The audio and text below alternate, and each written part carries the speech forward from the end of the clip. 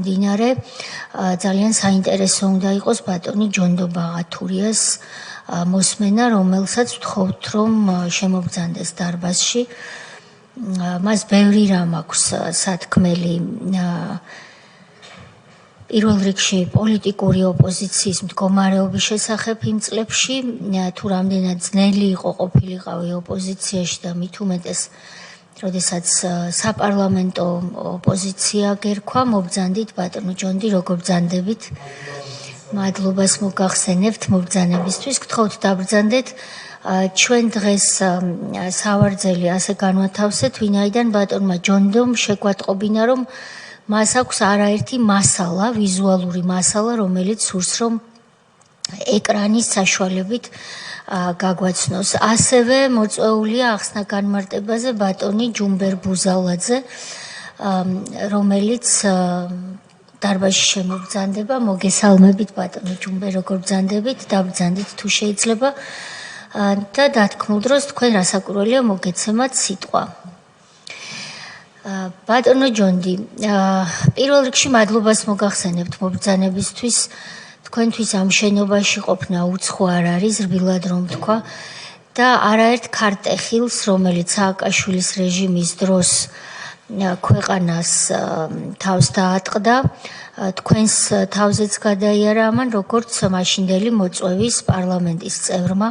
სანამ თქვენ შემობრძანდებოდით, მე ვიხსენებდი იმ დროს, როდესაც არაერთი ადამიანი, პოლიტიკოსი ქუჩაში იდგა და იქიდან აპროტესტებდა იმ რეჟიმს და ცდილობდა მის დანგრევას.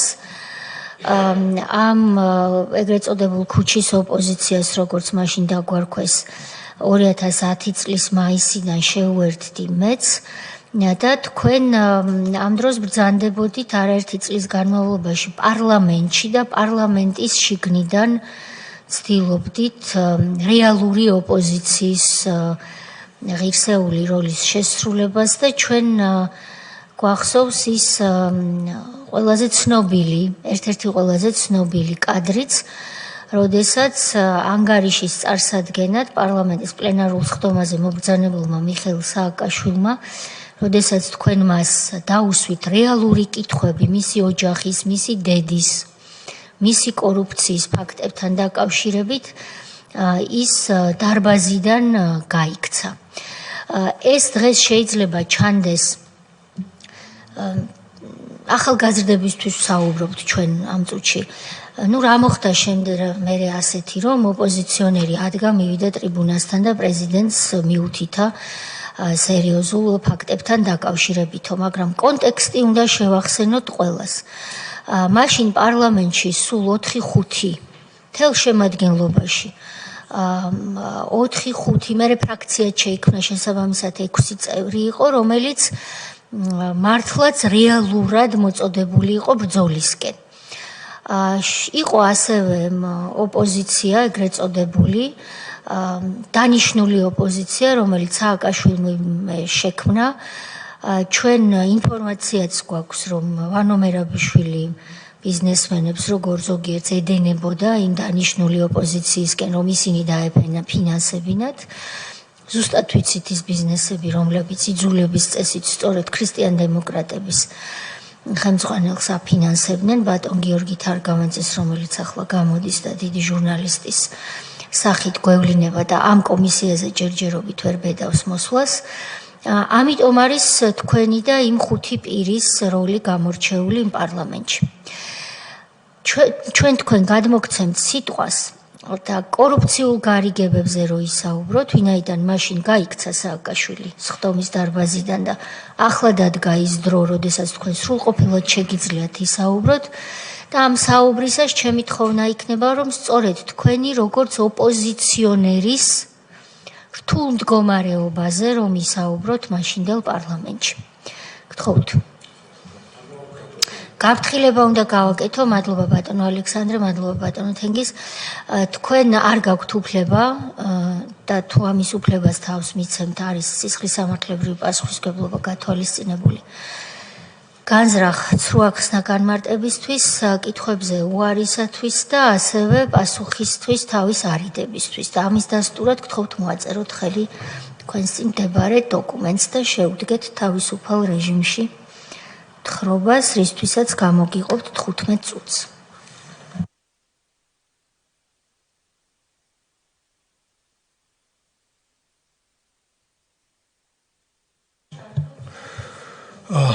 მოგესალმებით, მადლობა მოწვევისთვის.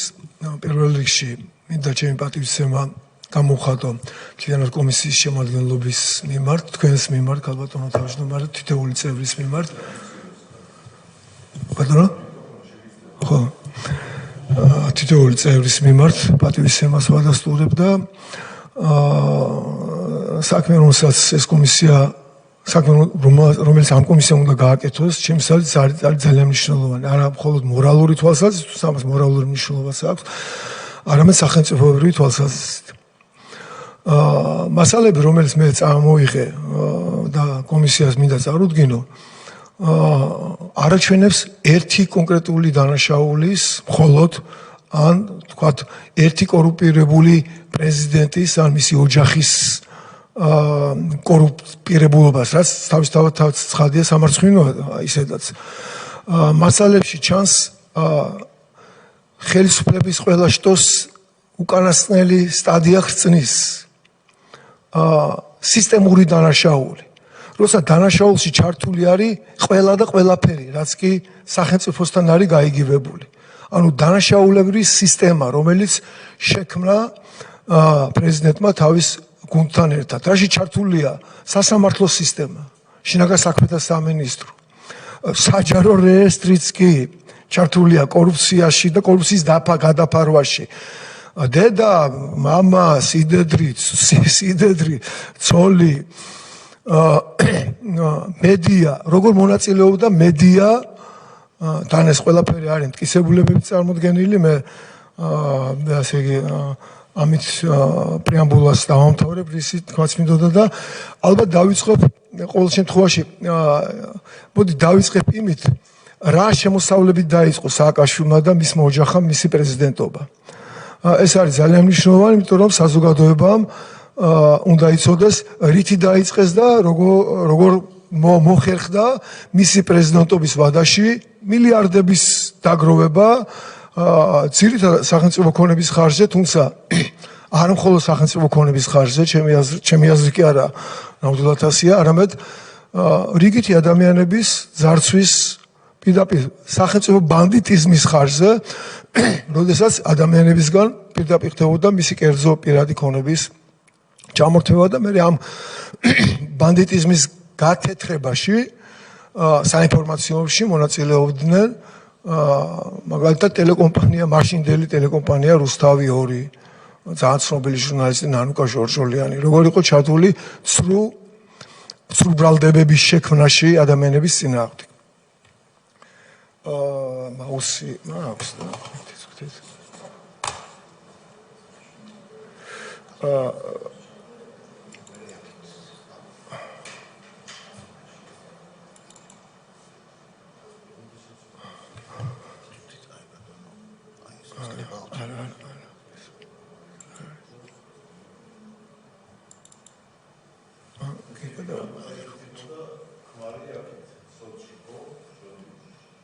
ბატონო?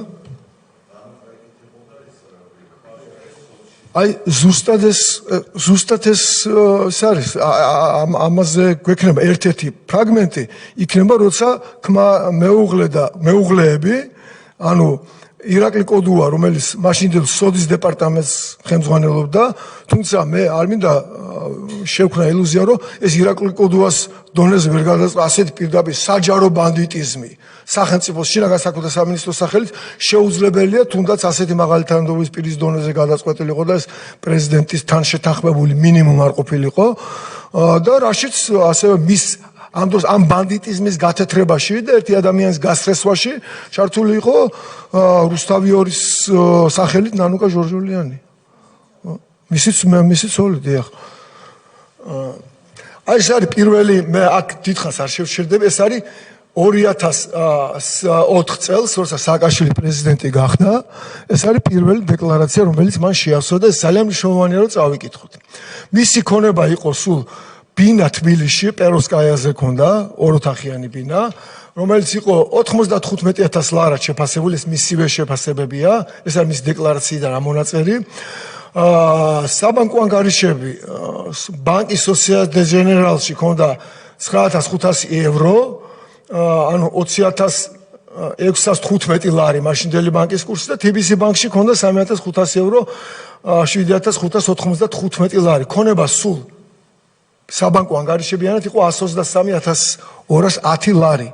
მეტი სხვა ქონება მას და მის ოჯახის წევრებს არ გააჩნდა და თუ გააჩნდათ და არ შეიტანეს ამ დეკლარაციაში, ეს თავისთავად დანაშაულია.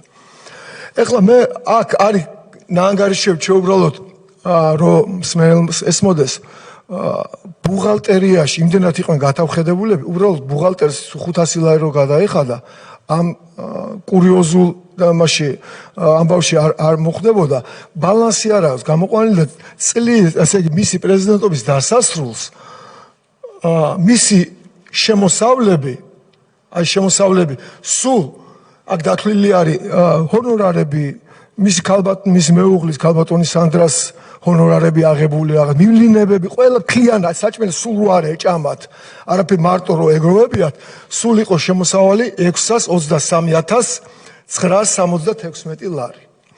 და მისი ქონება და ბანკები ის რაც დეკლარირებული ქონდა, ეს დედიკოზე და მამიკოზე და სხვა პირებზე, ბაბიჭებზე გაფორმებული ქონებაზე არ არის ლაპარაკი. ის რაც მის სახელზე იყო გაფორმებული ქონება, ჯერ ესე იგი ბანკებში ანგარიში ქონდა 439,167 ლარი და მისი უძრავი ქონება იყო 200,000 ერთი ბინა, მაშინდელი შეიძლება ეს მეტი იყოს, მაგრამ ესე ეწერია დავეთანხმოთ ამას, 200,000 ანუ 312,000 ლარი მეორე ბინა თბილისში, გუდაურში ნაკვეთი ახლა რა 50,000, მაგრამ ეგრეთ წერია და ეს დავეთანხმოთ ამას და ვენახის სახლი ყვარელში იქიდან ხშირად პოზიციონერად ყელყელაობდა 50,000 ლარი ასევე. სულ ესეც ანუ ჯამში მისი ქონება იყო 1,269,067 ლარი. ეს რატო არის მნიშვნელოვანი? ის რაც მან დეკლარირებას მოახდინა, მისი შემოსავლები ზე უფრო მეტი ქონება ქონდა 600,000 ლარით. ეს არის დაუსაბუთებელი ქონება და საქართველოში არსებობს შეიძლება კარგი კაცის არა თვითონ სააკაშვილის დაწერილი, მაგრამ ძალიან სასარგებლო სახიერო კანონი. ეს არის კანონი კორუფციისა და ინტერესთა შეუთავსებობის შესახებ, რომელიც ამბობს, რომ მტკიცების ტვირთი სახელმწიფო ჩინოვნიკების შემთხვევაში და მათი ოჯახის წევრების შემთხვევაში იქვე არის განმარტებით ბარათში ამ კანონის მიზნებისთვის ოჯახის წევრები ვინ არიან და ოჯახის წევრებში დედაც შედის სხვადასხვის. ალბათონ გიულისაც მოუწევს ამის დასაბუთება, ანუ დაუსაბუთებელი ქონება წარმოშობის კანონიერება უნდა დაასაბუთოს სწორედ სააკაშვილმა და გიული ალასანიამ და მტკიცების ტვირთი მათ მხარეს არის. ეს კანონი ძალიან ზოგჯერ კარგად, მაგრამ ზოგჯერ უნამუსოდ გამოიყენა მან თავის პოლიტიკური ოპონენტების წინააღმდეგ. შესაბამისად, ყველა უფლება და ვალდებულება აქვს ალბათ პროკურატურას, რომ ეს კანონი იქნეს, ამ კანონის მიხედვით იქნეს განხილული მათი დაუსაბუთებელი ქონება. იმიტომ რომ ეხლა რასაც მე წარმოვადგენ, ყველა ქონება, რომელსაც ეხლა მე წარმოვადგენ, არის შეძენილი სააკაშვილის პრეზიდენტობის დროს. აქ არის წარმოდგენილი საჯარო რეესტრიდან ამონაწერები, რომელიც ადასტურებს ქონების რეგისტრაციას. ძირითადი ქონება არის რეგისტრირებული აგვისტოს ომის წინა პერიოდში, ზოგი რამდენიმე დღით ადრე, ზოგი 20 დღით ადრე, ზოგი 1 თვით ადრე. ანუ აგვისტოს ომის წინა ახლა 2008 წლის 7 აგვისტოს ხوار გადაუწყვეტი ამას ამ ავანტიურაზე წასვლა. ანუ აგვისტოს ომამდე გამალებით მიდიოდა სახელმწიფო ქონების მიტაცება სააკაშვილის ოჯახის მხრიდან. და ძალიან ბევრი მაგალითად პროკურატურაში დევს 3 ნორმატიული აქტი, ანუ პრეზიდენტის ბრძანებულება, რომლის მიხედვითაც გინდა რა, სახელმწიფო საკუთრებაში არსებული ქონება გადადიოდა დედამისის საკუთრებაში, როგორ მოგწონთ? აი ახლა წარმოიდგინეთ უბრალოდ თქვენ პრემიერ-მინისტრმა ირაკლი ყობახიძემ რო გამოსცეს ბრძანებულება, რომლის მიხედვითაც აგერ ყოფილი ახალგაზრდობის სასახლე გადავა მამამისის საკუთრებაში, რა ამბავი მოხდება ამაზე, რა მსოფლიო რეაქცია იქნება. აი ესე პრეზიდენტის ბრძანებულებებით არის მაგათ ერთ-ერთს ახლა ვიხსენებ და მე მინდა გთხოვთ მოგმართოთ რომ პროკურატურიდან ეს მასალები გამოიწვიოთ, იმიტომ რომ იქ ჩანს საჯარო რეესტრის ჩართულობაც. მინდა გითხრათ, იქ არის ერთ-ერთი დოკუმენტი, სადაც არსებობდა ესეთი ძალიან კარგი რადიო შპს კლასიკური მუსიკის რადიო შპს მუზა, რომლის დაფუძნებლები არიან სიდედრი, მე არასოდეს ოჯახს არ ვხებ, როცა ეს არ არის ჩართულობა პირდაპირ კორუფციაში. სიდედრი ქალბატონი რულოვსის დედა, სახელს ვერ ვიხსენებ, მაგრამ რულოვსის გვარზეა ისიც. დედა და მეუღლე სანდრა რულოვსი, ძალიან კარგი რადიო იყო, ბატონო გიული ალასანია. ал დაფუძნებელი არის სამი ქალბატონი გიული ალასანიას, ქალბატონი სანდრა რულოვსი და სანდრა რულოვსის დედა, ანუ პრეზიდენტის სიდედრი, რომლებმაც მიიღეს ბევრი მიიღეს, მე რაც ვიპოვე ამაზე არის ლაპარაკი, ახლა მხოლოდ შეიძლება კიდე მილიარდები აქვს ასე აღებული, მაგრამ რომლებმაც მიიღეს ჯამში 100,000,000 საჩუქრად. ორ ტრანშად არის წამოსული, ერთი 500,000 2000 წელს და მეორე 600,000 2011 წელს. შეიძლება პირიქით იყოს 2011 წელს იყოს 600,000 და 2010 წელს იყოს 600,000 და 2005 ბიზნესიდან არის შემოწირულობა მიღებული, ეს კანონიერია, ანუ შემოწირულობის გაკეთება ბიზნეს შეეძლოს, შპს მუზას არ ჩუქოს. უბრალოდ საქმე იმაშია, რომ პრეზიდენტის ვალდებული იყო ეს თანხა შეეტანა დეკლარაციაში, იმიტომ რომ შემოწირულობაში მონაწილეობდა მისი მეუღლე, რომელიც მის მარცხზე ცხოვრობს, მაშინ ოჯახი ერთად იყო, ეხლა არ ვიცი როგორი მდგომარეობაა, ერთმა ხელი მოუმართოს ოჯახს და ეს დეკლარაციაში არ იყო შეტანილი. შესაბამისად მე აი თქვენ საპარლამენტო გამოსვლა, რომელიც გაიხსენეთ, ამ საპარლამენტო გამოსვლაზე ამის შესახებ თქვი, ეს იყო გვიან საღამოს, თქვენ თუ გახსოვთ, მაშინ საჯარო რეესტრი ყველაფერი დახურული იყო და დილით აი პროკურატურის მასალაში დევს. მე უბრალოდ მოვასწარი საჯარო რეესტრიდან ამონაწილის გაკეთება დევს დაფუძნად დილით უკვე ანუ ღამის საათებში ჩვენ ხო ყავდა ღამის მთავრობა მაშინ. ღამის საათებში მოვასწრეს და დამფუძნებლები გააუქმეს ქალბატონები რულოვსები და გიული ალასანია და შეცვალეს დამფუძნებლები. აი ეს არის როგორ იყო ჩართული საჯარო რეესტრი კორუფციის გადაფარვაში და პრეზიდენტის და მისი ოჯახის კორუმპირებული დანაშაულის დაფარვაში. ასევე დევს ხო სამი ერთ-ერთი არის 101,000 ანუ 10 ჰექტარზე მეტი მისა, რომელსაც პირდაპირ ხელს აწერს პრეზიდენტი და მისი პრეზიდენტის ბრძანებულებით ეს მისა გადადის დედამისის საკუთრებაში. ხშირ შემთხვევაში გამოყენებული არის და აი აქ სქემატურად არის. ანუ ესენი ძალიან ინტელექტუალურად მუშაობდნენ, აი ორგანიზებული დანაშაული ასე იგი მაფია ხო აი ორგანიზებული დანაშაული საკმაოდ ისეთი მაღალი დონე ჩანს აქ. ამათმა კლასიკური ხო მაგალითი არის. ესე იგი შექმნეს იმისთვის რომ ზოგჯერ გიული ალასანი არ ფიგურირდეს, სახელდაგვარი არ ფიგურირებდეს, გიული ალასანია და პრეზიდენტის მის თემურ ალასანიას რო გვაგინებს სხვა ჩანაწერებში მისი ბიძა შვილი ალასანიას დაქალი მანანა სანაძე და რობერტ რაუფი უცხო ქვეყნის მოქალაქე ერთად აფუძნებენ შპს-ზე საქართველოს უნივერსიტეტს და შემდგომში უმეტეს შემთხვევაში მოქმედი გმირი არის საქართველოს უნივერსიტეტი.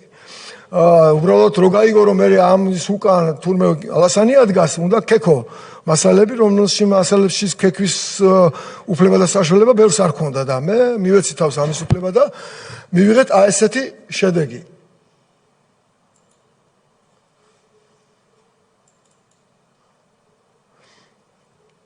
ეს არის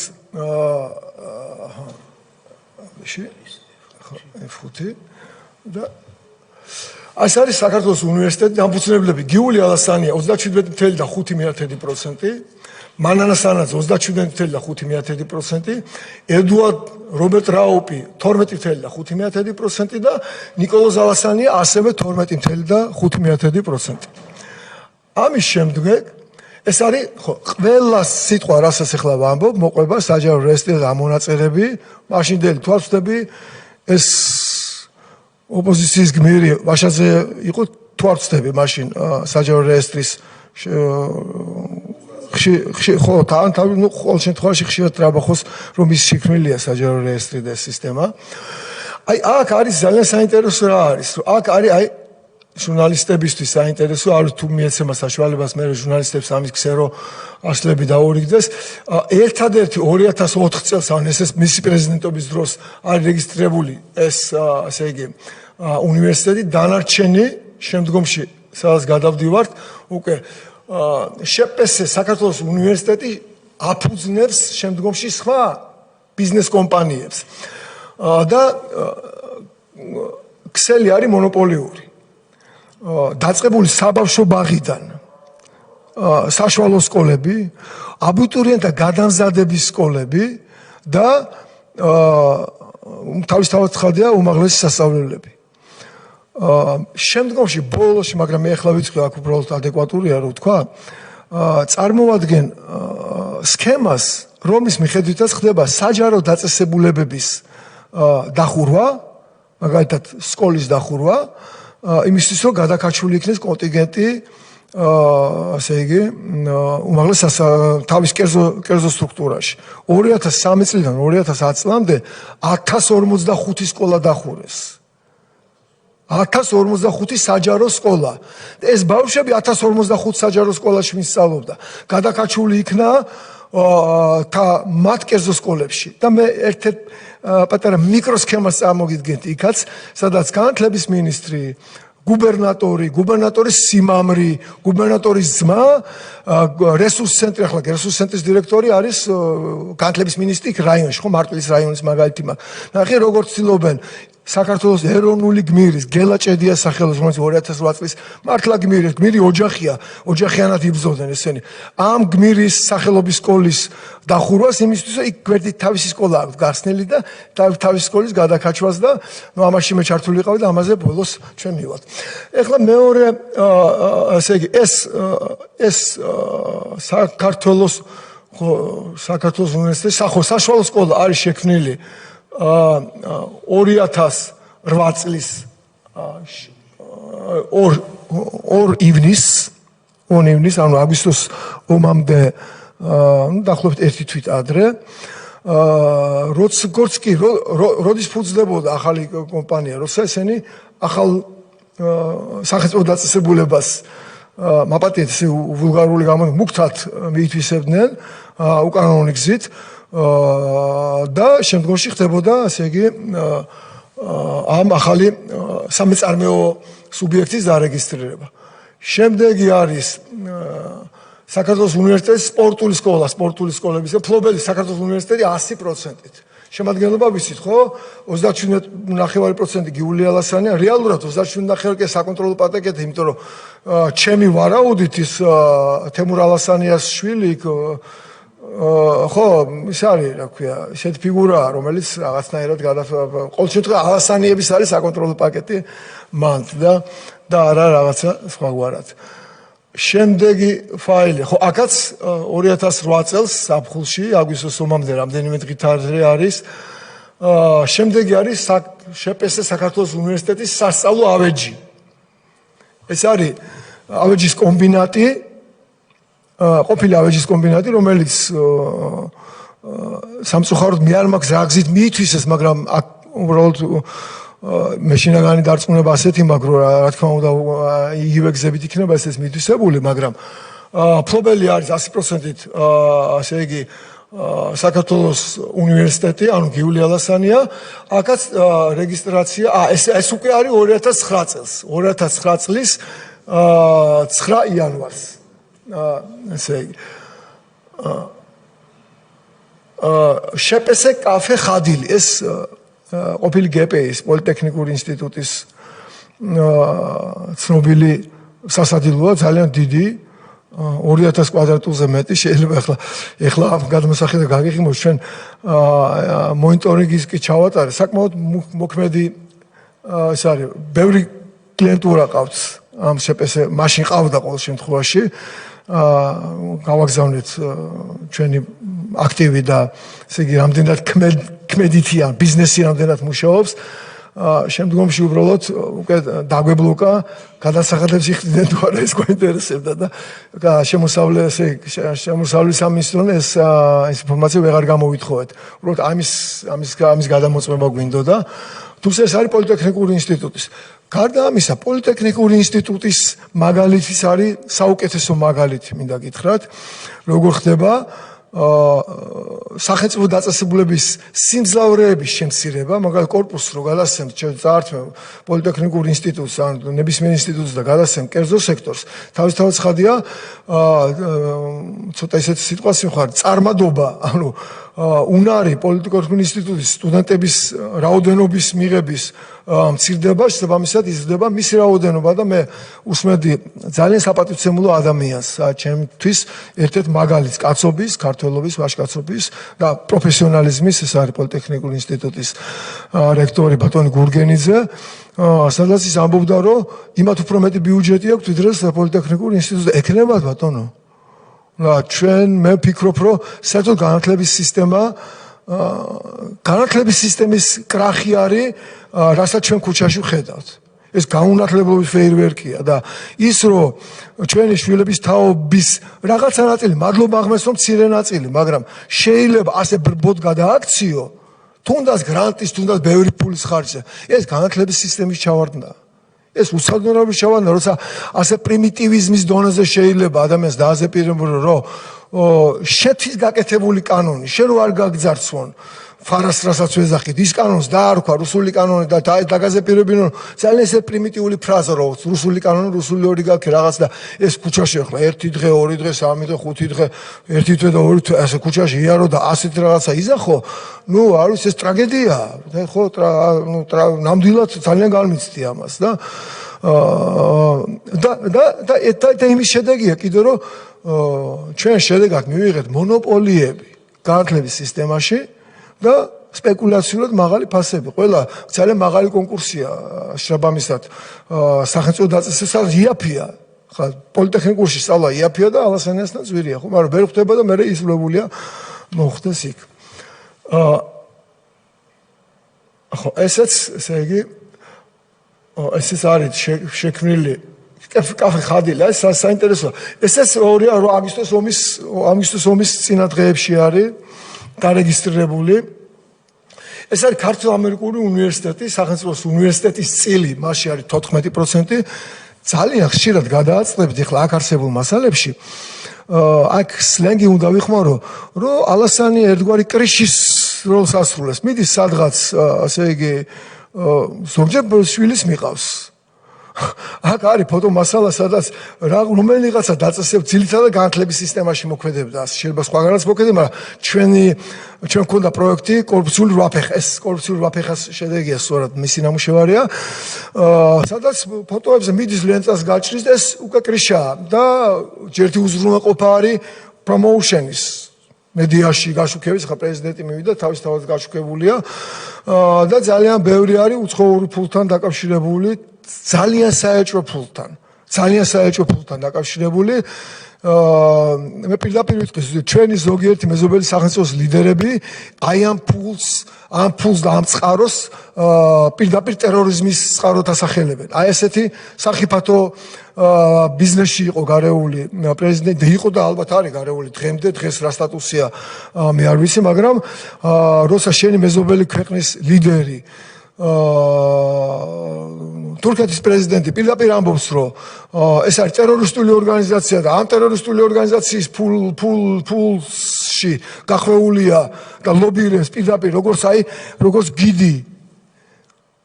აი მედია რომ მიუძღოდა არგონავტებს საქართველოს გასაძარცვად და ოქროს რაღაცა მოიპარეს იმათმა, ხო? ახლა მართლა ოქროს ტყავისთვის ხო არ იყვნენ ჩამოსულები, რაღაცა მოიპარეს საქართველოსთან. რამაც დაანგრია ჩვენი ის, ხო? აი ესე როგორც მე ღალატით ესე მოუძღვის საქართველოს განათლების სისტემაში და შექმნილია მიმეორებ საბავშვო ბაღიდან სკოლა აბიტურიენტთა სპორტული სკოლა, აბეჯი, უნივერსიტეტის, ანუ მთელი მეტასტაზი. ეს მეტასტაზი დღეს არ შემოყრა, ახლა ფრანკლინის კლუბი აქვს, სუსის ანგარიშებრი იყო, ბატონო, ეს ფრანკლინის კლუბი ასე ჟღერს, მაგრამ აი პოლიტექნიკური ინსტიტუტიდან მითვისებული სახელმწიფოსგან მითვისებული შენობაში სახელმწიფოსგან ნაძარცვი ფულითა და ქონებით ხდება სახელმწიფოს დამხობის ცდელობა. ის რაც ქუჩაში ხდება, ეს არ არის ხელისუფლების დამხობის ცდელობა. ხელისუფლების დამხობის ცდელობა რო იყოს, ჩვენ ასეთი მწვავე რეაქცია არ გვექნებოდა. თუ ხელისუფლებას ებრძვის ოპოზიცია ნორმალურია, ზოგჯერ ქუჩაში ჩვენც ვიდექით ქუჩაში ქალბატონო თეა, თქვენ სხვადასხვა ძალიან კარგ დროს შემოვერთით ამ ბრძოლას, რო თქვით, ეს ძალიან განამწყვეტი ფაზა იყო მაშინ. და ჩვენც ვიდექით ხო ქუჩაში და უნდა ვთქვა რომ ერთი 97 წლიდან რო ვდგევარ ქუჩაში და აქციაში მონაწილეობ, აი ღვთის წინაშე გეუბნებით ერთხელ ხო არ მისვრია. ერთი შემთხვევა, აი ღვთის წინაშე ერთი შემთხვევა არ ყოფილა, ახლა ძალიან ახალგაზრდა ვიყავი და ძალიან ემოციო ბევრი შეცდომებს ვუშვებდი, მე არ მომწონს ჩემი ბიოგრაფიაში ყოველთვის ჯონდი, მაგრამ თქვა ერთხელ ამი მოლოტოვის კოქტეილს საერთოდ ასეთი რამე თავში აზრად არ მოგხსნა და არავის ჩემს გვერდით თქვა არ უსვრია. აი ამოიღეთ კადრები და ვინ ისროდა ქვებს და ვინ გესროდა რეზინის იარაღებს და ტყვებს და როგორ ნადირობდნენ მე ღამე ოჯახებში შემოვარდნებით. ჩვენზე პირდაპირ კარგია რომ არქივები არსებობს. ეხლა მე მინდა აი ეს მაინც კარგია ისტორია იმისთვის უბრალოდ ჩანს აქ ხო წყაროები არის მითითებული აქ არის ერთი ფოტო ეს ამათი შენობებია ერთ-ერთი ფოტო სადაც ეს არის ხო აი პრეზიდენტი დედამისი ისინი როგორ ხსნიან ერთად ლენს ერთ-ერთი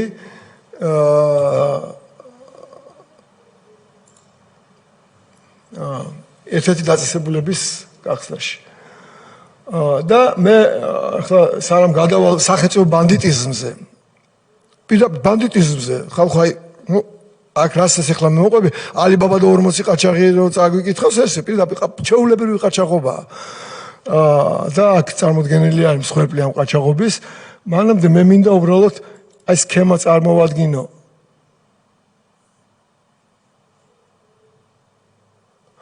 ეს არის ჩვენ ამოვიღეთ საჯარო მოსწავლეთა რიცხოვნობა და საჯარო სკოლები აი 2003 წლის მეოთხე თუ ეს არის აპრილში საქართველოში ეს რომ მოვიდა პრეზიდენტი რო გახდა რა ჯერ იქნე სტატუსი არ აქვს პრეზიდენტის მიღებული 3175 საჯარო დაწესებულება და 2010 წლის მე-11 თვეს ანუ ნოემბერში იყო საზავო სკოლები 2130 ანუ 1045 სკოლა იქნა გაუქმებული და ასე იგი ამ სკოლებიდან იქნა გაწოვილი ასე იგი შემცირდა საჯარო სკოლებში მოსწავლეთა რაოდენობა 112000-ის შემცირდა ეს 112000 ბატონებო 112000 მოსწავლის ოჯახს ხი იძულებული გახდა ფული გადაეხადა შვილისთვის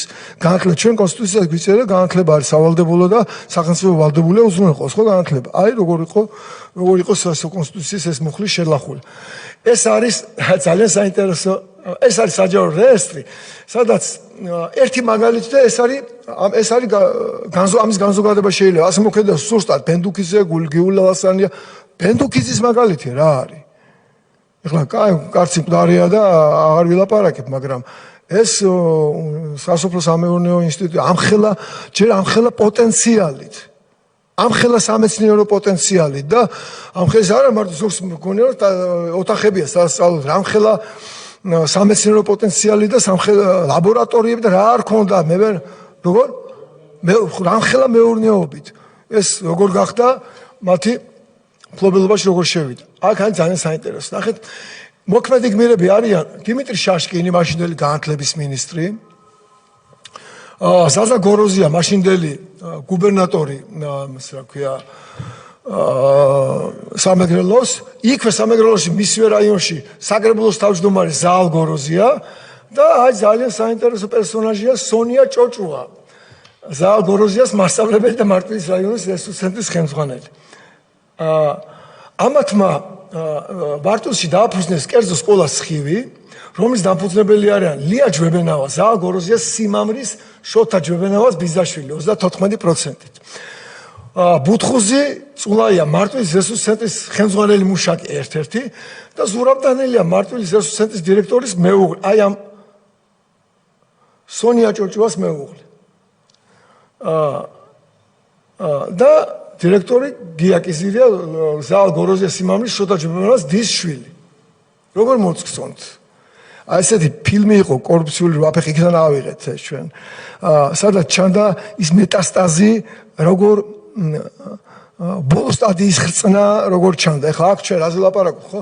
ის რაც ჩვენ დავიწყეთ ლაპარაკი განათლე პრეზიდენტისგან დაწყებული, აგერ ერთ სკოლას თან საქართველოს ეროვნული გმირის სკოლას და გმირთა ოჯახი იყო, მამამისი ახლა გარდაიცვალა. ძმაც იბრძოდა მე ეს ბიჭი ეს გელა ჭედია გარდაიცვალა, როცა დაჭრილი გადმოყავდა. დაჭრილი თანამებრძოლი მოყავდა, ის დაჭრილი გადარჩა, ეს დაჭრილი ფარავდა როგორც ჩანს თავისი სხეულით, ისე მოყავდა დაჭრილი და ტყვია მოხდა, ეს გარდაიცვალა და ის მისი სკოლას ამის სახელი დაერქვა და უბრალოდ მე ის სკოლაში ნამყოფი ვარ. იქ რო ჩახვიდეთ, ეს სკოლა არ არის ბატონებო და იქაური მასწავლებელი. ეს არის მეცნიერებათა აკადემია. საოცრება, ინტელექტი და განათლების დონე სკოლის დირექტორი და რიგითი მასწავლებელი მოსწავლეების, სადაც მე ხვდებოდი. მინდა გითხრათ, რომ ჩვენ ეს გავაჩერეთ. საინფორმაციო ომი, რომელიც ჩვენ ვაწარმოებთ, ღვთისყალობით რაღაცნაირად შეჩერდა და მე აქ არის ესე ჩანაწერის პარლამენტს, რაღაცა უნდათ რომ დაწყებითი კლასები დაეტოვებიათ, ახ მიხდნენ რომ აგებდნენ პიარს გელაჭედიას სახელობის სკოლა, არ შეიძლებოდა ხო ამის დახურვა და ასე მოკლედ პრინციპში ეს სკოლა ღვთისყალობით გადარჩა. აი ეს არის ჩემ ამ თემაზე მოხსენება, დანარჩენი მე ბანდიტიზმზე ალბათ ჯერ შეკითხვები გექნებათ რა.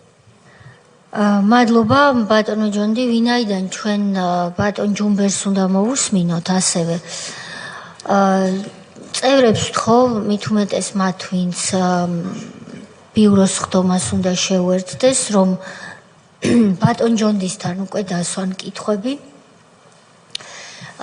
3-4 კითხვა რომ ავიღოთ, შემდეგ ბატონ ჯუმბერს ვთხოვთ, რომ გადმოგბრძანდება ის შემდეგ მაგიდასთან. მისი საქმის შესახებაც ისაუბრებს, იქაც რამდენიმე კითხვას დავსვამთ და შემდეგ ბატონ ჯონდის ვთხოვოთ, რომ 5-წუთიანი შემაჯამებელი გამოსვლა გააკეთოს, რის შემდეგაც 12 საათზე ჩვენ უნდა გადავინაცვლოთ პარლამენტის პლენარული ხდომის დარბაზში. ბატონი თენგიზი, ბატონი სოზარი, გთხოვთ. ერთხელ მოგესალმებით, ბატონო ჯონდი. თქვენ მოიყვანეთ აქ ციფრები, რამდენი სკოლა გაუქმდა, მის სანაცვლოდ კერძო სექტორში რამდენი დაფუძნდა. აი, რაც დაფუძნდა კერძო სექტორში, იქ ხვედრითი წილი, ვთქვათ, ამ საქართველოს უნივერსიტეტისა დიდია? ეს მონაცემები, ასეთი ტიპის შეჯამება ჩვენ პროცენტული შემადგენლობის ჩვენ ცნობილი არ არის, იმიტომ რომ ძალიან რთული იყო იმ გამოსვლის მერე წლოვმა პრაქტიკულად რაღაც წყაროებზე, რომელთაც ჩვენ შეგველო რაღაც დასვენები გავუკეთეთ, ყველაფერი ჩავგეკეტა. ამიტომ ასეთი ტიპის მოცემულობა არ გვაქვს, მაგრამ თვითონ სტატისტიკური მონაცემი, რომ 112,000 მოსწავლე დარჩა საჯარო სკოლის გარეშე, უკვე შემზარავი ციფრია. აქედან რამდენი იყო გიულია ჰასანიას და აგერ მაგალითად აგოროზეს ამის რთული სათქმელია, მაგრამ ძირითადი კრიშა განათლების სისტემაში, მაშინ ძირითადი ოპერატორები, მე ესე ვიტყოდი, იყვნენ ალასანია და ბენდუქიძე, რომლებიც ფლობდნენ აი ამ განათლების სისტემის ასე დაწესებულებებს. ბატონი სოზარი. დიდი მადლობა ბატონო ჯონდი, მართლა ძალიან საინტერესო მოხსენება იყო და ბევრი ნამუშევარი გაქვთ. უბრალოდ აი ქალბატონ მათეამ გაიხსენა წეღან პარლამენტის ხდომაზე თქვენი გამოსვლა აბანოები კი არა ქვია მას ბალნეოლოგიური ინსტიტუტთან დაკავშირებით ამაზე არაფერი გითქვიათ და მიშას გაფსიხება და გავარდნა პარლამენტიდან და მუქარები ღია ეთერში ესეთი მუქარა პარლამენტის წევრის მიმართ აი მე არ ვიცი მსოფლიოს ისტორიას დემოკრატიულ ქვეყნებში ყოველ შემთხვევაში წარმოუდგენელია და იქნება აი როგორ მოხდა ეს გადაცემა იქნებათ რამე ინფორმაცია დიდი მადლობა ეგ არის ბალნეოლოგიური თბილისის ბალნეოლოგიურზე საუბარი რომელიც მამამისის მფლობელობაში იყო, ეხლა რა სტატუსია ამ წუთში არ ვიცი, მაგრამ რამდენადაც ვიცი, ახლაც იქ არის. ბატონო, გასხვისდა და შესაძლოა, ხო, შესაძლოა. ოღონდ ეგეც რეალური გასხვისებაა თუ არა ვინ იცის, მაგრამ კი ბატონო, ეგ ძალიან კარგი დაწესებულებაა, ძალიან სასარგებლო ჯანდაცვის ობიექტია. და კარგია თუ რეალური ინვესტორი იქ არსებობს. კი მაშინ იმუქრებოდა, ღიად იმუქრებოდა პარლამენტის ხდომაზე. მე მახსოვს, მაშინ ელჩების მოწვევის პრაქტიკა იყო ასეთი და ჯონ ბასი იყო მაშინ შეერთებული შტატების ელჩი და თვალი გამექცა ტრიბუნისკენ მისკენ ყმა ჩამოვარდნილი ქონდა. გაოცებული იყო კაცი, იყო გაყინული იჯდა. პრაქტიკულად არ განაკებასავით იყო. და აი რატომ მოხდა, არ ვიცი. სპეცდანულშილების რაზმი შემოიყვანეს პარლამენტის დარბაზში. მე რო დარბაზიდან გამოვედი, ჟურნალისტები იყვნენ შეშინებულები, ზოგი ნერვიულ ბატონო ჯონდი მოკლავენ და არ გამოხვიდა და მე ვთხარი, როგორ უნდა მოკლან და ასე იგი გადაჭარბებული იყო, რატო იყო შემოსული არ ვიცი. დაახლოებით 50 კაცი იყო შემოსული, მე მგონი ამის დასაწყნარებლად რაღაცა რო არ ჩაედინა. და ერთ-ერთი მაგათი წევრი მეუბნებოდა რომ ბოკერიან მოაბრუნაო. ანუ ბოკერია უხსნიდა მას რომ სად გამოვყოთ თავი რომ ჯონდიმ გაგაქცია დარბაზიდან და ძალიან სულად მართლაც სულად იმუშავებდა და შემოაბრუნა მე. ეს მითხრა მაგათი აქტივის სხვადასხვა მაგათ აქტივთან იქ დარბაზში ჩანს რომ იქაჩებიან ადამიანები და მე ერთმანეთს აკავებენ. ერთი რიგრიგობით იქაჩებენ და რიგრიგობით აკავებენ ერთმანეთს. ასეთი სცენები ხშირად იყო ჩემი გამოსვლების დროს და ეს ადამიანები პირადი ურთიერთობა ძალიან კარგი გქონდა ზოგიერთ. და როცა სხვების დასანახად ამხდებოდი, ძალიან კარგად მესალმებოდი, მაგრამ რატომღაც სავალდებულო იყო, რომ დარბაზში უნდა ეჩვენებიათ, რომ ჩემთან ცუდი ურთიერთობა აქვთ დასანახებლად ასეთი. გულისხმობთ, ბოდიში გაწყვეტინებთ ნაციონალური მოძრაობის დეპუტატებს, ვინც იმ კადრებში ჩანს თქვენ რომ გამოდიხართ და პრეზიდენტი გარბის ხელები გადაიტყავეს იმდენჯერ უკრესტაში მის დასანახად და მის დასახნახად თითქოს თქვენკენ მოიწევდნენ და ისე კარგი ურთიერთობა ქონდა. კი ბატონო, აი მაგათ იქ ერთი ჩანს. ამას ყურდღის სინდრომი ჰქვია. დიახ, ელდარ კვერნაზე ჩანს. ძალიან ისეთი სიმონის ეძახდნენ ესენი თვითონ და სამართლე ძალიან კარგი ურთიერთობა ჰქონდა პირადი. და ეგ იქაჩება ხოლმე და ეგ იქაჩებოდა მაშინ, ხო და პირადი ძალიან კარგი უბრალოდ აჩვენებდნენ, ესეთი იყო ბევრი ძალიან. მოსალმებაც კი ესეთი იყო საჩვენებლად. თუ მარტო ხდებოდი, ვა, ჯონდი როგორ ხარ და სხვადასხვა ბევრს ძალიან ბევრი ინფორმაცია, აი ახლა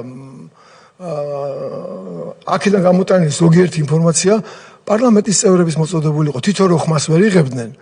მეუბნებოდნენ რომ ასეთი ამბავი ხდება, ოღონდ არ დამღუპო რომელნაირად არ იქნეს სრობილი რომ მეკითხარი. იყო ასეთი მომენტები ხშირად, რომელსაც მე უბრალოდ ვახმაურებდი და ყოფილა ესე რაღაც საქმეები ჩაგვიშლია. კიდევ ერთი კითხვა უბრალოდ ისეთი სლაიდების გადაურბინეთ რომ არ შემიძლია ეს კითხვა არ დავსვა და შემდეგ რო დაგვრჩეს მეორე თემისთვისაც. ესე იგი, იქ მოუკარი თვალი, რაღაც ესე გადარბენით როცა გადახვედით, იქ ხო შავი ზღვის საერთაშორისო უნივერსიტეტი და რამდენიმე ესე დემირელის კოლეჯი თუ რაღაცები იყო და უბრალოდ ამ რამდენიმე დღის წინ მე დამიკავშირდა ერთი ადამიანი დუშეთიდან, დუშეთის ყოფილი გამგებელი.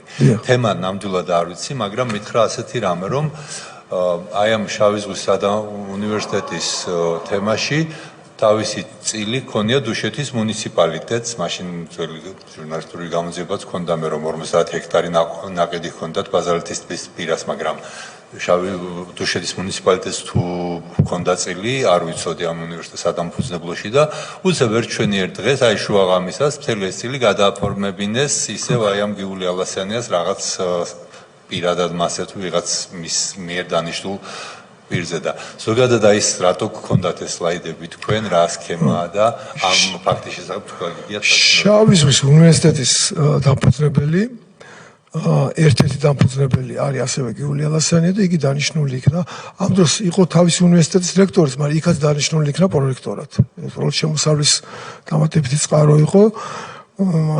ეს ესე არსებობს ესეთი მოძრაობა ჰიზმეტი. პრეზიდენტი ერდოგანი ამ მოძრაობას ბრალსდებს ტერორიზმში. და თურქეთში არის სისხლის სამართლის საქმე აღძრული, რომლის მიხედვით რომლის იგეგმებოდა მკვლელობა პრეზიდენტის და სახელმწიფო გადატრიალება. 2016 წლის გადატრიალება. დიახ, 2016 წლის ცნობილი გადატრიალება. ბატონო? ფეთილახ გიულენის ჰიზმეტი. ეს შავი ზღვის უნივერსიტეტის და ეს გიულია ლასანია მე ვთქვი უცხოური ფული, რადგან ამის საშუალებაც მომეცა. ეს არის ამის მეწილე. გიულია ლასანია ჰიზმეტი ერთობლივად მოქმედებენ აქ განათლების სისტემაში. და ჰიზმეტი არის ქსელური ორგანიზაცია. თურქეთში დღეს დაპატიმრებული ამ ტერორიზმის ბრალდებით არის 59000 კაცი. ძირითადად არიან მოსამართლეები, განათლების უმაღლესი სასწავლებლების პროფესორ-მასწავლებლები, სპეცსამსახურები და სამხედროები, რომელიც მონაწილეობენ თურქეთის სახელმწიფოს ბრალდებით როგორც არის. რას აკეთებს ჰიზმეტი? რასაც გიულია ლასანია იწყებს საბავშვო ბაღიდან, სკოლა, მერე უმაღლესი სასწავლებელი, მოსამზადებელი კურსები და მერე ლობირებენ ამათ დანიშნებს სასამართლო სისტემაში, სხვადასხვა სახელმწიფოებში. წარმოიდგინეთ თურქეთი და საქართველოსთან შედარებით საკმაოდ აღმატებული რესურსების სახელმწიფოა, ხო? ამათმა მოახერხეს 40-ზე მეტია, მაგრამ 59000 კაცი იყო თურქეთის სახელმწიფო ორგანიზმში ჩანერგილი, ძირითადად მოსამართლეები. თქვენ გახსოვთ აქ რო ითხოვდნენ რომ სასამართლო რეფორმის დროს ჩვენ უცხოელებმა დანიშნონ მოსამართლეებიო. ასე მივიღებდით ჩვენ ეხლა სასამართლო სისტემას, რომელიც ჩამოშლიდა სახელმწიფო ვერტიკალს და დაამხობდა არა ხელისუფლებას, არამედ სახელმწიფოს. და ეს ჰიზმეტი მაშინ ესე იგი გიულენი ეხლა მოკვდა, მაგრამ მაშინ სოციალი იყო და მიუხედავად იმისა, რომ მოკავშირეები არიან თურქეთი და შეერთებული შტატები, ითხოვდა გადმოცემას და არ გადასცეს. დღეს ისე გარდაიცვალა, რომ გადაცემული არ იქნა. მადლობა ბატონ ჯონდი, მოგესალმებით კიდევ ერთხელ. ის რაც თქვენ წარმოადგენთ ეგრეთ წოდებული სქემები, თუ გაქვთ დათვლილი საერთო ჯამში 2004 წლიდან 2011 წლამდე რა შემოსავლები იქნა მიღებული საერთო ჯამში. იგივე უნივერსიტეტებიდან, იგივე სკოლებიდან, იგივე მათი მომსახურეობიდან, აქ ჩვენ რაც ვნახეთ, ეს იყო მთლიანად კომპლექსურად ის რაც ჭირდება სკოლას, სკოლამდე დაწესებულებას, უმაღლეს სასწავლებელს, ყველას აბსოლუტურად ჯამში თუ გაქვთ რა თანხებზეა, რამდენი მილიონზეა ლაპარაკი. ქონება, სახელმწიფო ქონება, რომელიც სააკაშვილის პრეზიდენტო, ის რაც ჩვენ შეიძლება 5-ჯერ მეტია, მაგრამ რაც ჩვენს არეალში მოყვა, 100 მილიონს აღემატება ქონება. მე ამ ქონებამ ცოტა უხეში რა ფული დაწერა, ჩვენ ვცდილობთ ხადილის შემთხვევაში დაგვეთვალა საშუალოდ რამდენი მომხმარებელი შედის სამკაფხე. წარმოიდგინე პოლიტექნიკურ ინსტიტუტში რამდენი სტუდენტია და საკვების ობიექტი რო გაქვს, ძალიან მომგებიანია, ხო? ამ კვების ობიექტის თუმცა მე შემოსავლები იხდიდნენ თუ არა, ესე იგი ამის დადგენის საშუალება არ მოგვეცა, მაგრამ ის რაც ჩვენს სამაშია შეიძლება გაცილებით მეტი იყოს, მაგრამ 100 მილიონს აღემატება ეს პოლიტექნიკური ინსტიტუტის შენობები და ის შენობები ყველა რას და შემდგომში ჰიზმეტთან ერთად მითვისებული ბართუმის საჯარო სკოლა და რა ეს ყველაფერი სახელმწიფო დაწესებული სასამართლოს შენობა, საჯარო რეესტრის შენობა მთელი საქართველოს მასშტაბით. ეს არის როგორ ვთქვი, კოსმოსური მასშტაბის ძარცვა სახელმწიფო ქონების. კოსმოსური მასშტაბის ძარცვა და კერძო ქონების ჩვეულებრივი თქვენ თუ გახსოვთ 90-იან წლებში ასე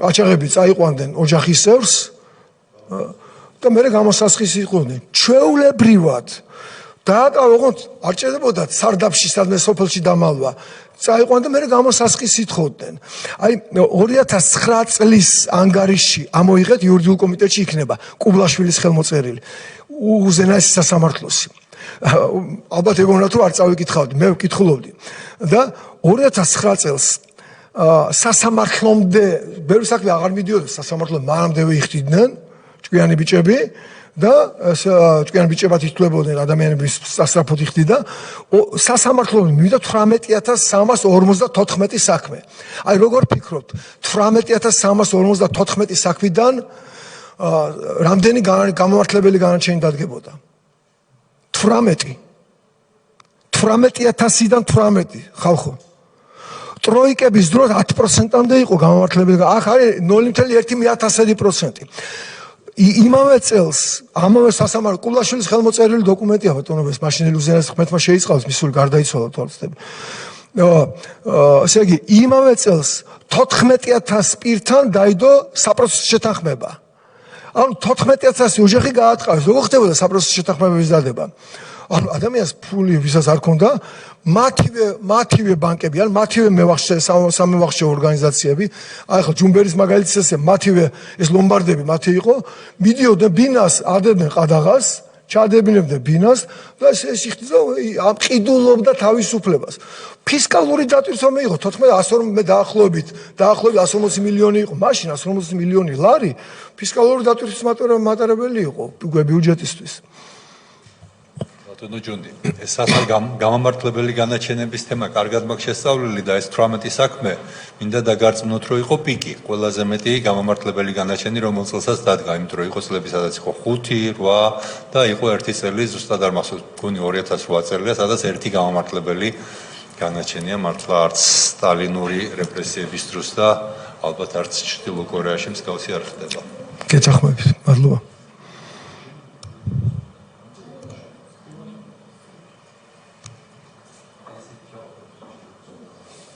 ბატონო ჯონდი, თქვენ ეკრანი თუ აღარ გჭირდებათ, ჩვენ გამოვთავთ და ბატონ ჯუმბერს ვთხოვ, რომ გადმოინაცვლოს მაგიდასთან. ბატონო ჯუმბერ გთხოვთ, მობრძანდით. დაგეხმარებათ სამდივნო. დაბრძანდით, აი სამდივნო დაგეხმარებათ. დაბრძანდით. ბატონო ჯუმბერ, პირველ რიგში გაგაფრთხილებთ, რომ განზრახ დაბრძანდით თუ შეიძლება.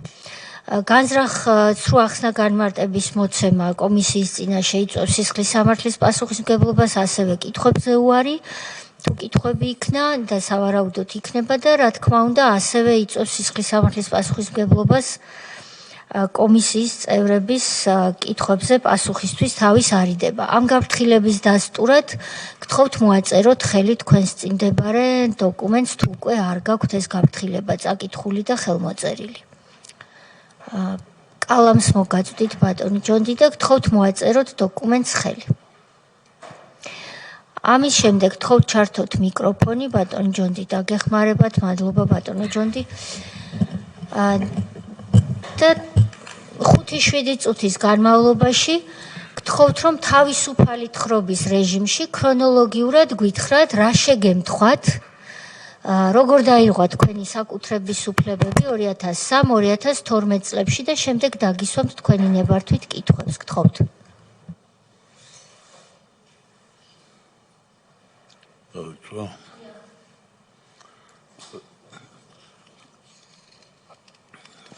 Კარბატონაცია და ბატონო 2005 წელში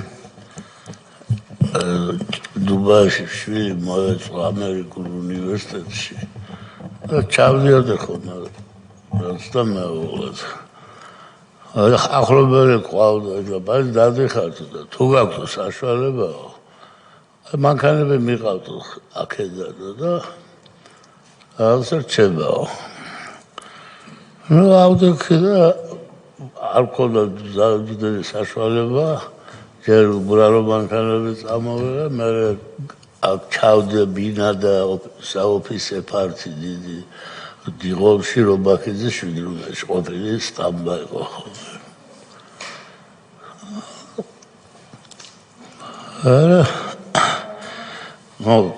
მარჯვენა რულიანები იყო გადაკეთება დამჭირდა მარცხნაზე თითქმის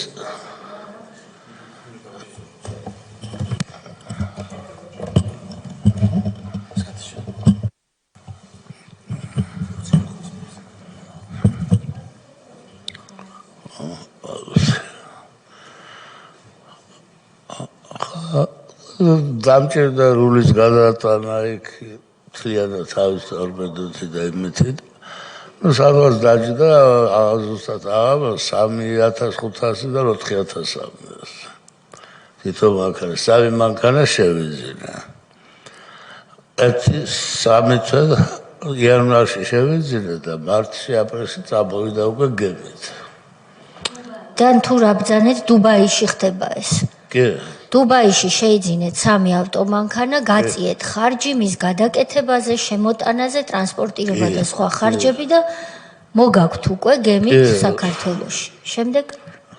შემდეგ ჩამომყავს თბილისში, მაგ ყველანაირი საბუთები, იქაური დეპარტამენტის უფროსი, პოლიციის უფროსი იძლევა რა, როგორ ჯუმბერ ბუზალაძეს ნება ეძლევა, შეისყიდა პატიოს სარდი და პატიოსად გადაადგილეს თავის ქვეყანაში. ბატონო ჯუმბერ, ამისათვის თქვენ ჩადეთ თქვენი ბინა თბილისში. კი, ბინა საოფისე და შვილის ბინა. ვაჟის თუ ქალიშვილის ბინა, შვილის ბინა, თქვენი ბინა და საოფისე ფართი იმისთვის რომ ეს მანქანები შეგეძინათ. კი. შემოხვედით საქართველოში. მერე რა ხდება?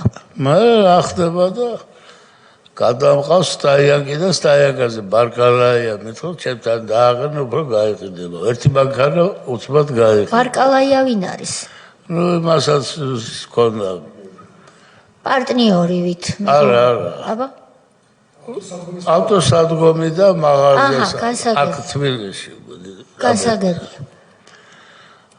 ეს მანქანა ერთი უცბად გაიყიდა ეს არის დავაყენე ავტოსადგომზე. სად? რომელ ავტოსადგომზე? დიღომში. დიღომში გიყენიათ ეს ორი მანქანა. მეყენა ამერიკის საელჩო მაშინ მანდ იყო ბაზარი. დიახ იყო იქ. ბარკალაია მოვიდა მოეწონა მასაც მანქანები ესმოდა კარგად და ჩემთან უფრო მალე გაიყიდება. და დაუჯერებენ ახლა და გადავიყვანი ორივე. სად გადაიყვანეთ? ამ ბარკალაიას მიდაში ავტოსადგომზე. იგივე ნაბერეზე იქვე თბილისში, კი ბატონო. კი. გადაიყვანეთ. რომელი წელია ეს ბატონო ჯუმბერ, ხომ არ გახსოვს? 2005-ში ხდება. 2005 წელს ხდება ეს ფაქტები. კი ბატონო. შემდეგ რომ მიყვანა ერთი და მეორეც, ხედავ უკვე რაღაც ჩოჩქოლია ძალიან დიდი ამ მისი თანამშრომლების ეგრევე ჩამომართვეს გასაღებები. არა, მეთქი რაშია საკუთარ. აგე საბუთები, აგე ინდოეთი, აგე გავაბაში კიდევ. არა, სულ შევამოწმოთ. ხოლო მართალი რო ვიყო, მეთქი შეამოწმეთ ადამიანებს.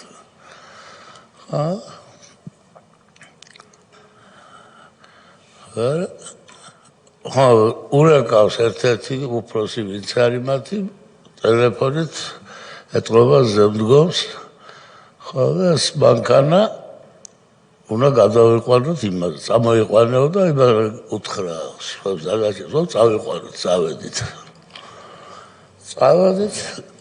გავყევი მე საბიმე და ალბაში სოდი იყო წინა მხარეს უხენია ორივე უყურებ ჩემ მანქანას გული გამისხდება მოდის ბატონი მერაბიშვილი ხო და მოეწონა და გადავასვა ხელი და ეცინება იქ ერთ მანქანასაც მეორესაც ну დაიწყო ზიება მე დავკავშირდი ბატონი ჯონდის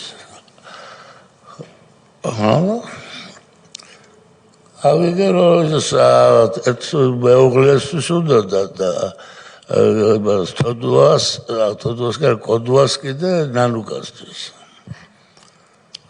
ბატონო ჯუმბერ ესე იგი თქვენ ეს ბარკალაიას რა ერქვა ხო არ გახსოვთ ვინმე გელა ბარკალაია ბატონმა ჯონდიმ გვითხრა სახელი რომელიც ავტოსადგომის მფლობელი იყო. ეს ავტოსადგომი კერძო იყო? კი, კერძო ავტოსადგომის მფლობელი, რომელიც რასაც თქვენ გვიყვებით, ვარაუდი შეიძლება გამოვთქვათ, რომ იყო შეკრული მაშინდელ ვიღაცასთან, თუ საიდან დაუკავშირდა ბარკალაია კოდუას და მერაბიშვილს? არა, კოდუასთან არ ვიცი, დადიოდნენ. შეიძლება ინფორმატორი ყავდათ, რომ ავტოსადგომზე გამოჩნდა მანქანა, თუ რა მოხდა ის აი მაგას ვერ გეტყვით. რაც არ ვიცით, იმაზე ვთქვათ, რომ არ ვიცით. ფაქტია, რომ თქვენ ბატონი გელაბარკალები იყვნენ, ირეოდენ და ჩოჩქოლი ატყდა. რა მანქანები იყო ეს, რა მარკის მანქანა? Toyota Harrier, იაპონური მანქანა. ორივე. კი. Toyota. ორივეზე ატყდა ჩოჩქოლი, გადაგაყვანინეს ერთი ავტოსადგომიდან მეორეზე, ბატონი გელაბარკალაიას. არა, შემინებით გადაბარკალაი მითხრა და ბანანი მეყენა ერთი პიკაპი იყო კიდე. დიახ. ჩამოყვანილი. ხოდა ეს ორი მანქანა ხო წაიყვანეს, პიკაპიც წაიყვანეს. პიკაპიც წაიყვანეს და თქვენი თვალით ნახეთ ვანო მერაბიშვილი და ერეკლე კოდუა. კი, ეს უკვე ძიების დროს ვერა კოდუასთან ქონდა შეხვედრა და საგამოძიებლის უფროსი ვიცი ხო. და ვანო მერაბიშვილს რომ თავისი მეუღლისთვის, თამარ სალაყაიასთვის და ერეკლე კოდუას თავისი მეუღლისთვის ნანული იგივე ნანუკა ჟორჟოლიანისთვის უნდოდა ეს მანქანები და იმიტომ გართმევდნენ. საიდან იცით? საიდან და ერთი გორელს ყავდა, ჩემი მანქანის ნაირი შინდის ფერი, წითელი ფერი. ედავა ვერ წაართვა. მე მომერიადეთ. და ეს კიდე ნანუკა შემოვიდა გამოძიების დროს, შემოვარდა ორი ოპერატორით, გადამიღო, მეთქი ახდება. ეს ჩემი სამი ადვოკატი ვყავდა. და ისინი მიხვდნენ მეჩიო და მე ვერ მივხვდი უცბად. რომელმაც გამომაცხადა მე რუსთავის ტელევიზიაში რომ ვარით რომ იაკუზის მაფიოსთა შეკრული, ჩავდივარ იაპონიაში, ვაპარინებ მანქანებს, გადავყავს დუბაიში და დუბაიდან მოვყავს საქართველოში. იაპონურ მაფიასთან ხარ შეკრულიო, ნანუკა ჟორჟოლიანმა გამოგაცხადეთ რუსთავიოსზე და თქვენ მაფიას მოყავდა სამი მანქანა და ეს იყო მთელი მაფიოზობა. თქვენ რომ შემოვარდა ნანული ჟორჟოლიანი კამერით გამომძიებლის ოთახში ამ დროს რა პროცედურა მიმდინარეობდა რაიმე საგამოძიებო?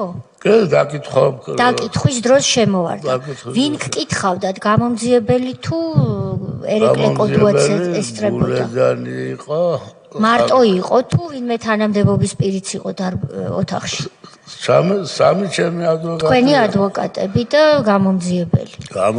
რომელ შენობაში იყო ეს დაკითხვა? ეს საბურთალოზე სოდის შენობაში, სადაც ხელმძღვანელი იყო ქალბატონი ნანულის მეუღლე ერეკლე კოდუა. გასაგებია. გამოგაცხადეს იაპონურ მაფიასთან შეკრულად. შემდეგ რით დამთავრდა ეს დაკითხვა და გამოძიება? კიდე ერთი რამ მოხდა დამატებით. მე ეს მანქანა ვადა გადიოდა და გავაბაჟე. დიახ. რომ ჯარიმები არ მოსულიყო. და ამ დროს რა წაიყვანეს. ეს უკვე გაბაჟებული დაცვარირებული ქონდა და ორ მოგებას თანამშრომლებს იმათაც აკიდეს სროკი. რომ ითომ ფული გადავიხადე და გავაბაჟე. რომელიც მე აუხსენე როგორც მოხდა და რანაირადაც მოხდა გაბაჟება. არასწორად მოხდა განბაჟებაო და არასწორად ისინი დაიჭირეს და მე ჩემთან რომ დაიწყოს მართებაზე ლაპარაკი მე სანამ წამოიყვანით 20 დღეს განბაჟებული მქონდა. ფული ჩარიცხული მქონდა უკვე სალაროში. რატო გააკეთე? იმიტომ გავაკეთე რომ ჯარიმები იყო მაშინ ძალიან. რატომ იჩქარე განბაჟებაო ეს გისაყვეტურეს? იმიტომ ძიებაში გვაქვს. ეს მიზეზი იყო, მე ვის დამთავრდა გამოძიება თქვენ წინააღმდეგ ბატონო ჯუმბერ? ეს დამთავრდა ჯერ ავადმყოფობები ავიკიდა ბევრი. კერძოდ რომელი თუ საიდუმლო არ არის? შაქარი არ გჭირდათ მანამდე? არა, ისევ დავარამზე უკვე ამიცია ძალიან. მე რა ყურის ბარაბანი გამისხდა ერთი მეორე ნახევარზე. გულიში სტენდირება ჩამიდგეს 4. დამაინვალიდეს რა თითქოს რა უკვე ფიზიკურად. ნერვიულობისგან. საპატიმროში იყავით? საპატიმროში ხომ არ მოგახვედრეს? არა, საპატიმროში როგორ ხა ვიჯექი ერთი წელი. იჯექით. ერთი წელი იჯექით. ერთი წელი. ამ მანქანების გამო რომ ნანული ჟორჟოლიანს და თაკო სალაყაიას ყოლოდათ თქვენი მანქანები იჯექით ციხეში, ამას გვიხსნით? რომელ ციხეში იყავით? მაშინ ორთაჭალაში. ორთაჭალაში.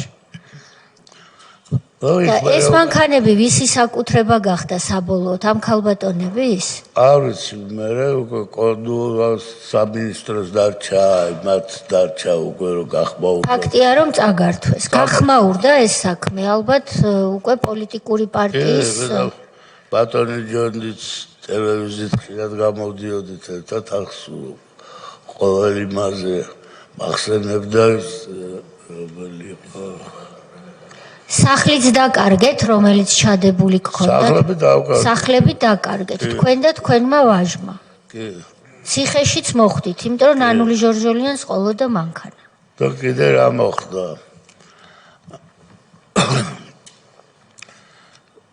ორი წელი მომისაჯა არაშიძე იყო რუსთავიდან ახალი გადმოყვანილი. 1-3-4 სამართლე შეიცვალა. როცა გარბავში იცვლებოდა.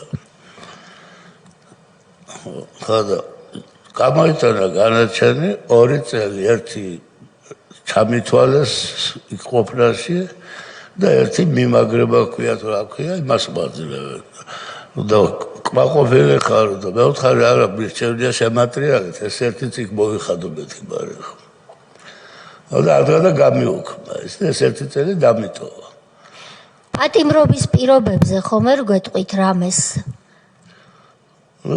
პატიმრობას სიმძიმეები ბევრი იყო. საკანში იყავით რამდენ პირთან ერთად? აქ ჩვენთან იყო 7 საწოლიანი და 4-5 კაცი ყოველთვის ზეტი იყო ხოლმე. თითო საწოლზე 4-5 კაცით ზედმეტი იყო. ანუ თითო საწოლზე ერთის ნაცვლად 6 იყავით, ამას ამბობთ. ხო, ხარ მაგდენი ავდიოდეთ, ხარ როცა გადაყვანა იყო ხოლმე პატიმრების ცოტა ნაკლები და ასე. საკვები? საკვები შემოქონდათ. ნუ ნერვიულობთ. თაბორშოვების დამეწყო მაგნერულობით და ეხლა საცხოვრობთ ბინები თუ დაკარგეთ მაშინ ამ კრიმინალის გამო? ეხლა მე კაი ვინა მქონდა ქიაჩელზე და ფირმას მივეცი აი მანაც გამოწვალა მაგრა და ბოლო დამჭა 2 ბინა ერთი ისევ სულხიდე მეორე სულხიდე და საბურთალოზე ვარ თავხელიძის ქუჩაზე. გასაგებია. ის ქონება რაც ჩადებული იყო დაკარგეთ. ის მაშინა თუ დაკარგეთ. ბატონ სოზარს ნებავდა კითხვის დასმა. ეს მანქანა ერთი რომელიც გავყიდო 30,000-ად გაიყიდა და იქ ასე 16,000 წერია თითო მანქანაზე. რულის გადატანა ეს ყველაფერი დამიჯდა 3,500-დან 4,000-მდე დაუშვება. გამბაჟებას მაშინ $2,000 გამოდიოდა ეს ლარები რაც შევიტანე და უცბად გაიყიდა და ესეც ალბათ გაიყიდებოდა რომ დაეცდიათ. გასაგებია ბატონო სოზარ. როდესაც ხელისუფლება შეიცვალა თქვენ პროკურატურაში ხომ არ გიჩივლიათ? იმიტომ რომ რატო გეკითხებით იცით გარდა იმისა რომ საინტერესოა იჩივლეთ თუ არა კომისიისთვის. ერეკლე კოდუას და მისი მაშინდელი მეუღლის ქალბატონი ნანული ჟორჟოლიანის ნანუკაც რომ ეძახის საკუთარ თავს და ასევე ერეკლე კოდუას შვილის მსგავსი ქმედებები მანქანებთან დაკავშირებით ცნობილი სქემა იყო ერთ-ერთ საქმეზე სხვა საქმეზე რომელიც ჩვენს კომისიაში არის შემოტანილი განაჩენიც არის დამდგარი, როგორ წაართვა სწორედ სამსახურებრივი უფლებამოსილების გამოყენებით ერეკლე კოდუამ თქვენსავით ერთ-ერთ პირს თუ არ ვცდები 2 მანქანა, მინიმუმ 2 მანქანა და ერთ-ერთი მათგანი გაუფორმა თავის შვილს. ანუ იმისთვის რომ ერეკლე კოდუას თავისი ოჯახის წევრები მოემარაგებინა მანქანებით, ის რეალურად, აი ბატონი ჯონდიც საუბრობდა ამაზე, სახელმწიფო რეკეტით იყო დაკავებული. მოცემულმა პირმა იჩივლა და განაჩენია დამდგარი კოდუას წინააღმდეგ. თქვენ ხომ არ გიჩივლიათ ხელისუფლების შეცვლის შემდეგ კოდუას და მერაბიშვილის წინააღმდეგ? ესე გამაფრთხილეს, არ გაბედო ტრანსპორტში წასვლა არამეთორე. ვინ გაგაფრთხილათ? გამოძიებელმა და ხელისუფლება რომ შეიცვალა, მერე ხომ არ შეგიტანიათ პროკურატურაში საჩივარი? არა, მერე თვითონ დამიძახეს და კობახიძე იყო ჩემი ადვოკატი. და მას ადვოკატს და პროკურორს მოვიდა ჩხუბი. რომ იმისი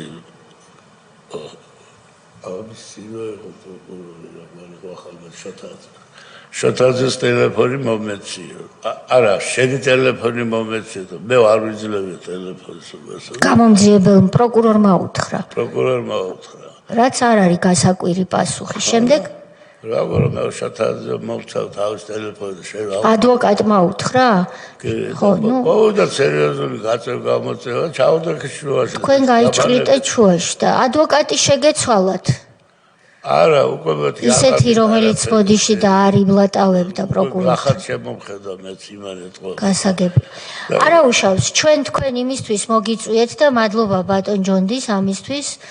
რომ თქვენ რაც გექნებათ ხელთ მასალები, თუ გექნებათ ასეთი შემორჩენილი, რომ მოგვაწოდოთ, თუ არა და თქვენი დღევანდელი განცხადებები უკვე არის კომისიისთვის მტკიცებულება, ყოველ შემთხვევაში იმდენი მაინც და იმ ხარისხის მაინც, რომ ჩვენ თვითონ შევეცადოთ დოკუმენტების მოპოვებას და იმედი მაქვს, რომ დარჩებით ჩვენთან თანამშრომლობის რეჟიმში. გასაგებია, რომ იმ დიდი ზიანის გამო, რომელიც თქვენ მანქანების წართმევის, სახელმწიფო თანამდებობის პირების მიერ მანქანების წართმევის შედეგად, ციხეში მოხვედრის შედეგად თქვენ ჯანმრთელობას მიადგა, შესაძლებელი შეიძლება არ იყოს ხანგრძლივი დისკუსია დღეს, მაგრამ მადლობას გიხდით, რომ მობრძანდით. და საზოგადოებამ კიდევ ერთხელ უნდა გაიაზროს თუ რასთან ქონდა საქმე. ამაზე ბატონი ჯონდიც თავიდან საუბრობდა, რომ ქმარი იყო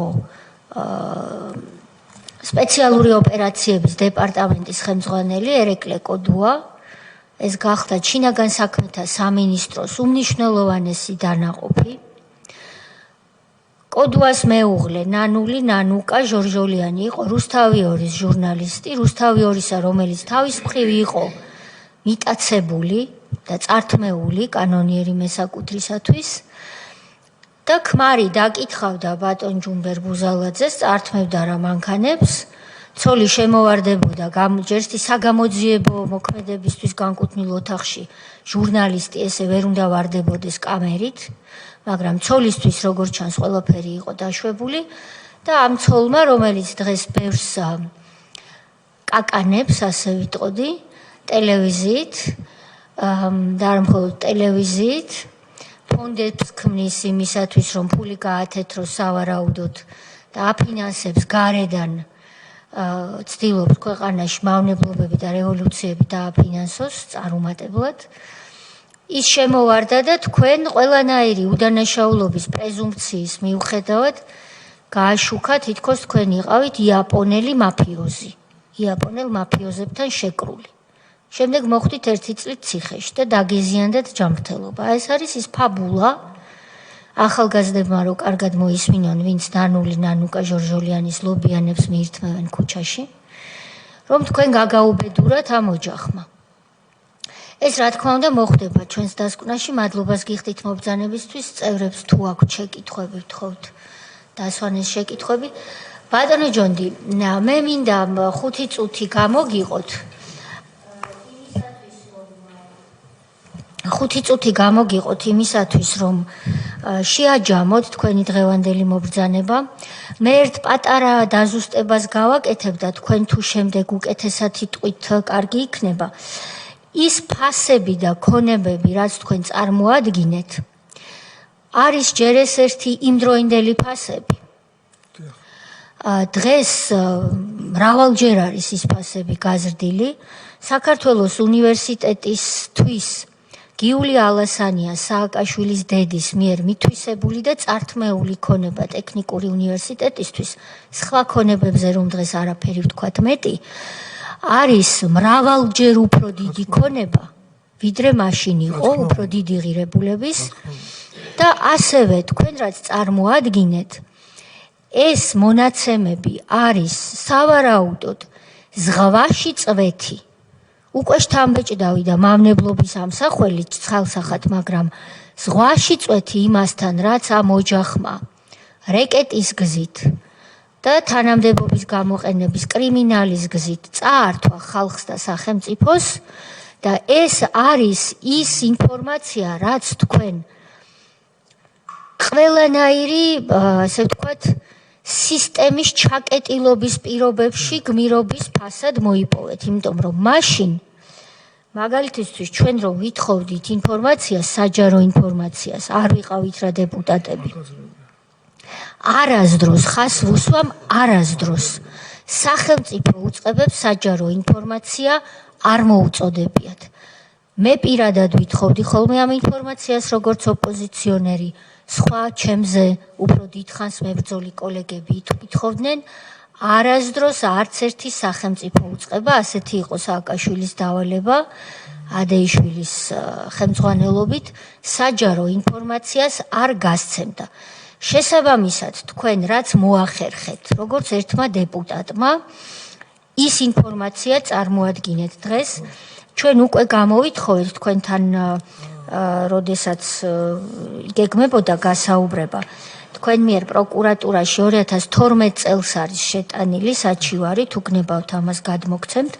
მოცულობითი 200 გვერდამდე დოკუმენტაცია სააკაშვილის და მისი ასე ვთქვათ 8 ფეხას, სწორედაც რომ მაფიოზური დაჯგუფების ოჯახის წევრების ქონებებთან დაკავშირებით და ეს არის ის, რაც მაშინ მოიპოვეთ. ჩვენი ვალია რომ ეს უკვე სხვანაირად და უფრო მასშტაბურად შევისწავლოთ, იმიტომ რომ მოქალაქეებს არ უნდა ეგონოთ, რომ ეს არის ყველაფერი. ეს არის ზღვაში წვეთი და მართლაც თავდადების შედეგად უიმედობის პირობებში, იმიტომ რომ იყო ოპოზიციის ხვედრი, მაშინ სრული უიმედობა, რომ არა ბიძინა ივანიშვილის სცენაზე გამოსვლა და ჩვენი ყველას გაერთიანება ერთი მიზნის გარშემო.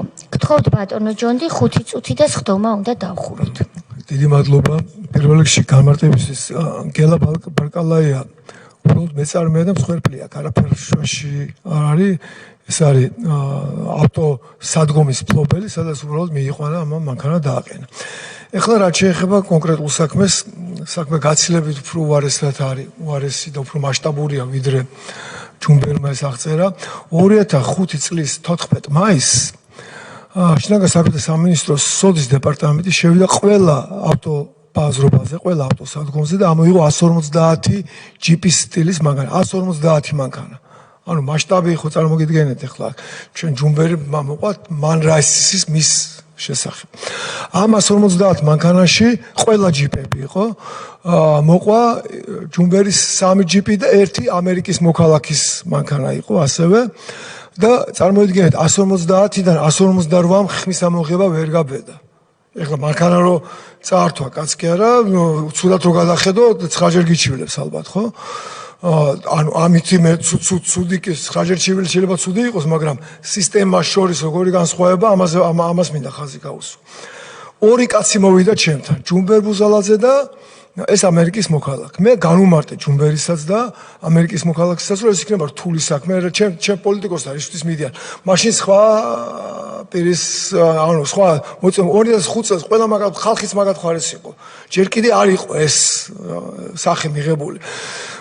და მე ვუთხარი რომ რთული პრობლემა იქნება და დაგიპირისპირდებიან თქო მე მზად ვარ საინფორმაციო ომისთვის და თქვენ ჯუმბერმა მითხრა რომ მე რაც ეხლა თქვა რომ 3 ბინა ჩავდა 13 შვილი ყავდა იმ მომენტში მას ამათ 13 შვილი უსახკარო დავტოვო მე ანუ რომ ვერ დავიხე უკანო და მზათვა რა ამომისთვის იგივე თქვა ამერიკის მოქალაქე მაგრამ მეორე დღეს ეთყობა ან დაუბრუნეს ან მოკლედ ეს იყო პედაგოგი საელჩოს თანამშრომელთა სკოლაში ლექციებს კითხულობდა გესმით ხო ამერიკის შეერთებული შტატების და საელჩოს და მათი ურთიერთობები და ან დაალაგეს გააჩენს ან დაუბრუნეს ამ ზუსტად ვერ ვიტყვი მოვიდა მითხრა რომ მე გავედი ამ ომიდანო და კი ბატონო ახლა მე რა უფლება მქონდა ხარ დავაძალებდი ჩავატარეთ ბრიფინგი პირველი ბრიფინგი და წამოვიწყეთ საინფორმაციო ომი ხელისუფლების წინააღმდეგ არგუმენტები იმდენად ქვას ხეთქავდა რაც ჩვენ მქონდა პირდაპირ ბანდიტიზმის მაგალითი რაც ამან მოყვა ხო მეორე დღეს მე მომიწია ბათუმში წასვლა და მირეკავენ ჩემი იურისტები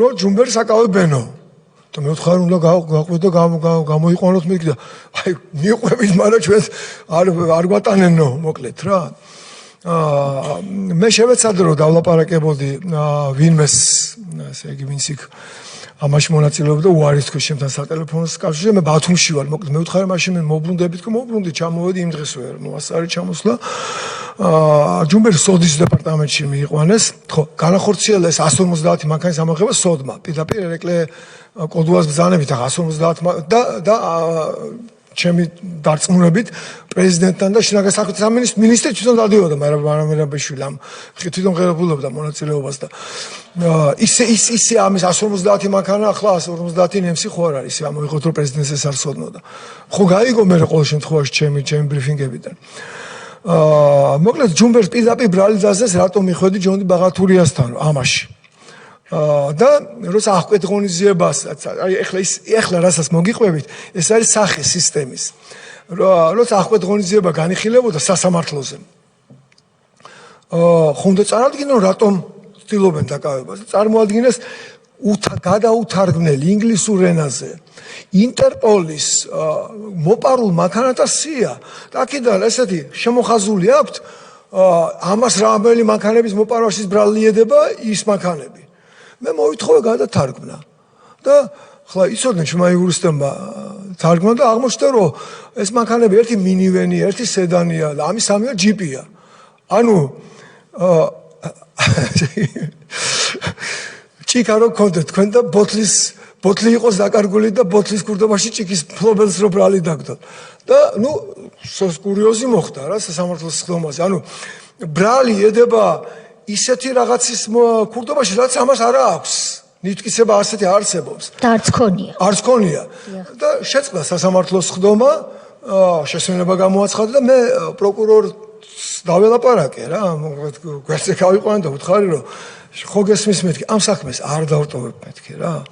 და ესენი ასე დიდხანს ვერ შერჩებიან მეთქი და ცოტა უხეშად კი გამომივიდა რომ პასუხის კანონის წინაშე ამის გამო პასუხისგება მოგიწევს მეთქი რა, რო იცოდეთ ხო და კაი კაცი იყო გარდაცვლილი აღარ მინდა გარდაიცვალა მე და მე რას მერჩიო ბატონო ჯონდე მე ვთხარი მინიმუმ ეხლა აღკვეთი ღონისძიება ანუ პატიმრობა არ მოითხოვოთქო და ბრალდება იყოს და კი ბატონო ვიბრძოლოთ ერთმანეთში მაგრამ აღკვეთი ღონისძიება რას ლაპარაკობ დამიჭერენო პროკურორი მეუბნება სიტყვა სიტყვით უნდა გითხრათ ეხლა გაგრძელება როგორ დაგიჭერენ მეთქი და აბა ეს როგორ აყავთ დაჭერილიო საუბარი საქმის პროკურორთან რომელმაც იცოდა აბა ეს როგორ ტყუილად ყავთო დაჭერილიო აი ეს იყო ეს არის სახე როგორი მარსაჟულება გქონდა ჩვენ მაგ დროისთვის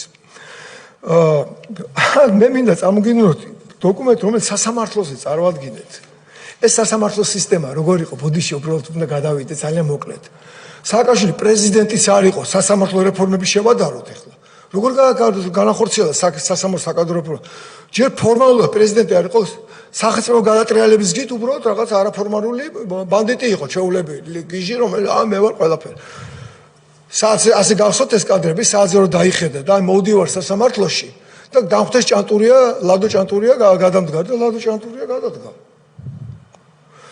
დაიხედა ამ 15 წუთში მოვდივარ აქ დადიოდა თავის ბანდასთან ეს კრიმინალური ბანდა იყო მე მქონდა სანამ ესენი ამ კრიმინალურ ბანდასთან მისავდა მე შეჯახებები როგორც პოლიტიკურ ესენი მოქმედებდნენ მაშინ ძალიან პირდაპირ ბანდიტურად ახლა ჩვეულებრივი კრიმინალები ეს არის დოკუმენტი, რომელიც ხშირად არ უთქვამს ამას. სანამ იყიდდა ამ მანქანებს ჯუმბერმა მიმართა შინაგან საქმეთა სამინისტროს, დუბაის შინაგან საქმეთა სამინისტროს, გაერთიანებული ემირატების შინაგან საქმეთა სამინისტროს. იკითხა ამ მანქანების წარმომავლობის კანონიერება, მიიღო დასტური ეს კანონიერი მანქანებია. ეს დოკუმენტები სასამართლოზე იდო. გასაგებია. და სასამართლომ მაინც განაჩენი გამოუტანა. შემდგომში ნანუკა ჟორჟოლიანი იყო, უბრალოდ კატასტროფა. პირველივე მე ჩამოსული არ ვიყავ, ნანუკა ჟორჟოლიანი ჩაერთო. ნანული ჟორჟოლიანი როგორც ოფიციალურად მას ქვია. პირდაპირ ძალიან ვთხოვთ, ახლა რუსთავიორს შეურაცხყოფს ვერ მაგე მაშინდელ რუსთავიორზე არის ლაპარაკი, ეს უბრალოდ ჩვეულებრივი დანამატი იყო სადამსჯელო რეპრესიული აპარატის, რომელიც წოდებული გამარჯვებული ხალხის ტელევიზია. რომელიც ჩაერთო ჩვენთან საინფორმაციო ომში. ნანუკა ჟორჟოლიანმა ბრალი და არც მეტი არც ნაკლები რაშიც ამათმაც დადეს ბრალი იაპონურ მაფია იაკუზასთან კავშირში. და ამას შაქრის ეხა იმიტომ ვერ ლაპარაკობდა. შაქრის დიაბეტი დაემართა ნერვიულობის ნიადაგზე 1000 გვარი, მაგრამ ერთი წელზე მეტი მე თუ არ ვცდები არა. ერთი წელი ციხეში იჯდა. 7 კაციან საგანში, სადაც 5-12 კაცი იყო და რიგრიგობით რო იძინებდნენ, წარმოიდგინეთ ამასაკის და დიაბეტი დაავადებული ადამიანი. მადლობა ბატონო ჯონდი. ნიშანდობლივია, რომ დღეს ბატონი ლადო ჭანტურია მსოფლიოში ყველაზე ავტორიტეტული საერთაშორისო სასამართლოს, სტრასბურგის სასამართლოს მოსამართლეა საქართველოდან და ბატონი მიხეილ სააკაშვილი ვივამეთში მუშაობს მუმიად. ეს კრიმინალი, რომელმაც გაუბედურა ჩვენი ქვეყანა და მე ჩვენს თანამებრძოლებთან ერთად მადლობას ვუხდი ქართულ ოცნებას, როგორც პარტიას, როგორც პოლიტიკურ გუნდს, ვინც სათავეში ედგა ამ კომისიის შექმნის იდეას, იმიტომ რომ ეს დასკვნა, რომელიც დაიდება, იქნება მისთვის განაჩენიც მორიგი, იმიტომ რომ ის ვერ შევა ისტორიაში, თუ გვისმენს რო იცოდეს, სააკაშვილი ვერ შევა ისტორიაში, როგორც აღმაშენებელი, ის ვერ შევა ისტორიაში, როგორც თანამედროვე ქართული სახელმწიფოს დამფუძნებელი. ამ დასკვნის საფუძველზე, სადაც ერთ დოკუმენტში იქნება თავმოყრილი თითქმის ყველა ის უბედურება, რომელიც მისი დავალებით, მისი შემოქმედებით თავს დაატყდა ჩვენს ქვეყანას და ბატონი ჯუმბერის მსგავსად არაერთ ოჯახს და თითქმის ყველა ოჯახს.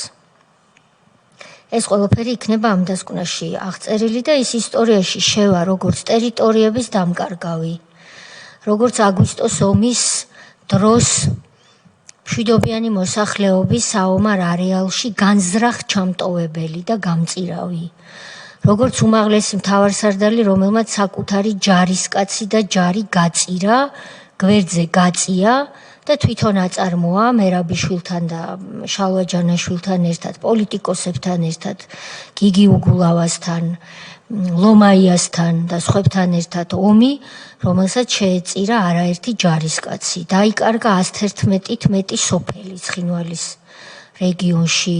კიდევ უფრო გამყარდა საოკუპაციო ოკუპაციის ვითარება ჩვენს ქვეყანაში და რუსეთმა როგორც ოკუპანტმა სახელმწიფომ სააკაშვილის შემწეობით კიდევ მეტად გაიმყარა ჩვენს ქვეყანაში პოზიციები. სააკაშვილმა, რომელმაც დაკარგა დალის ხეობა აფხაზეთში, ეს უზარმაზარი ტერიტორია, რომელიც ერთადერთი იყო იქ მაცხოვრებლების შემწეობით საქართველოს ცენტრალური ხელისუფლების მიერ კონტროლირებადი. სააკაშვილი შევა ისტორიაში როგორც მწამებელი, მკვლელი და ქონებების რეკეტირი და ბიზნესის მჩაგვრელი, რომელმაც არამც თუ ააშენა სახელმწიფო, რისთვისაც ხალხმა თქვენ ბრძანეთ 2005 წელს ხალხი ჯერ კიდე მის მხარეს იყო.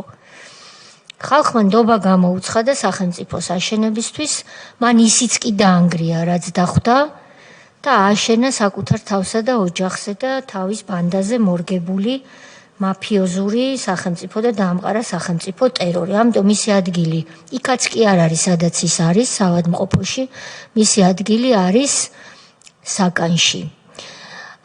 ბატონმა ალუ და ღუდუშაურმა წეღანა რჩევა მომცა და მინდა ეს რჩევა რა კი გვეჩქარება მისინებართვით გავახმოვანო.